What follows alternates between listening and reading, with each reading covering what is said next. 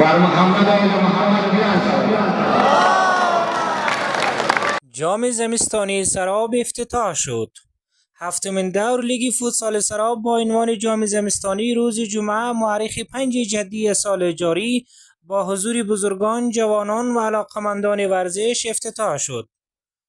در مراسم افتتاحیه ابتدا آقای جواد سرابی، یکی از بزرگان و علمای دینی سراب، به نمایندگی از بزرگان این منطقه از مسئولین لیگ تشکری نموده و نقش جوانان و ایجاد برنامه‌های ورزشی را در وحدت و یکپارچگی جامعه مؤثر دانست.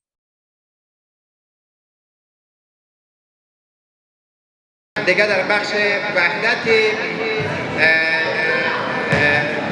جوامع ما، در بخش وحدت ملت مردم ما نقش مؤثری دارد. این نوع مسابقات جوانان ما الحمدلله امروز جوانان تحصیل کرده است. دیگر اساتید پانتون هم اینجا تشریف داره، اساتید مکاتب و همینطور اکثرا جوانان ما خلاصه یا محصلن یا استادن. دیگر در قسمت نظم جامعه، در قسمت پیشرفت جامعه، در قسمت وحدت جامعه جوانان ما نقش بسیار فعال رو دارند که و این برگزاری این جلسات قطعا نتیجه بسیار مفید و مؤثر دارد.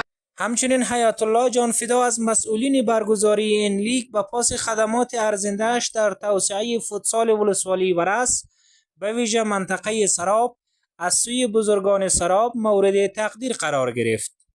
سپس از آن هفتمین دور این لیگ با قطع نوار رسما افتتاح شد. قسمت از آقای حجت الاسلام و آقای سرابی و آقای وفایی و آقای اخلاقی خواهشمندیم که چپرن برای جانفدا صاحب ادا کنند و حاجی صاحب علیزاده محمد باقر علیزاده.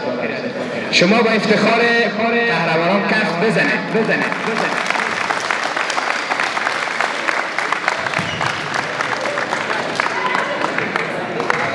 ناگفتن ما باید کسایی که خدمت میکنه در هر عرصه‌ای که باشه، به هر نحوی که باشه، برایشان زمینه‌های را مساعد کنیم، همکاری کنیم و اونا را حمایت کنیم.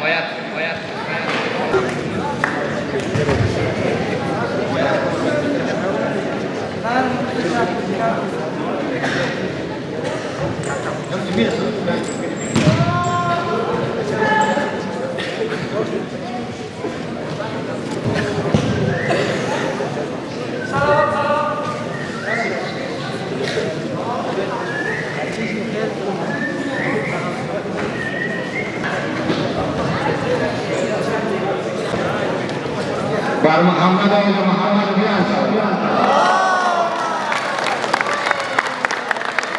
با تقدیم و شکر همه شما حضار عزیز. در این دوره 14 تیم از قریه‌ها و اتحادیه‌های مختلف مردمی منطقه سراب مقیم کابل اشتراک نموده که در قالب دو گروه با یکدیگر به رقابت می‌پردازند.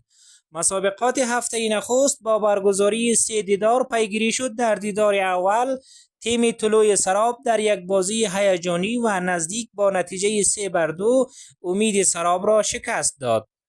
در بازی دوم تیم شهید مزاری در یک بازی نسبتاً آسان با نتیجه 3-1 از صد تیم عصر وصال گذشت و در دیدار پایانی تیم کهکشان سراب با 2 گل تیم عصر کاج را مغلوب کرد و 3 امتیاز این مسابقه را به دست آورد.